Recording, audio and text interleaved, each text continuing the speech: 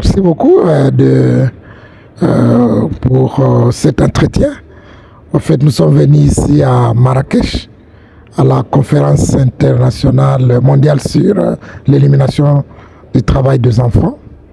Et je suis chef de la délégation de la République démocratique du Congo. Je suis du ministère de l'Emploi et du Travail. Et nous sommes très ravis que cette conférence a tenu d'abord ici en Afrique, et où nous avons quand même ces grands fléaux de travail des enfants dans nos pays. Et nous sommes arrivés quand même à rappeler à la fin de cette conférence la nécessité que les différents parties prenantes, les États, le gouvernement, les travailleurs et les employeurs, ainsi que la société civile et la communauté internationale, nous continuons à travailler pour lutter contre ces fléaux. En fait, c'est un fléau qui est en train de détruire l'avenir de nos enfants. On doit encore mettre beaucoup d'énergie, d'engagement pour lutter contre ces fléaux. En fait, les enfants, leur place, c'est à l'école.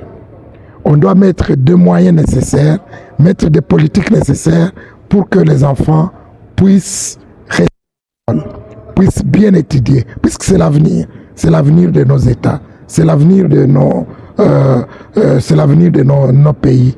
Et sans les enfants, il n'y a pas de croissance, il n'y a pas d'inclusion. On doit les impliquer dans ce que nous sommes en train de faire. Et avec la rupture aussi technologique qui crée beaucoup de ruptures, ces fractures numériques, on doit parvenir aussi à intégrer davantage les enfants dans nos politiques.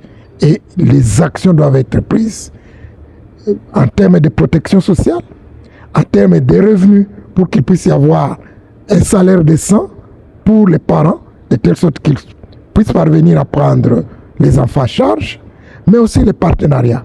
On doit travailler en partnership. Personne seule ne peut régler ces problèmes, puisque le problème de la lutte contre le travail des enfants est transnational. Ça traverse les frontières, donc on doit travailler en commun.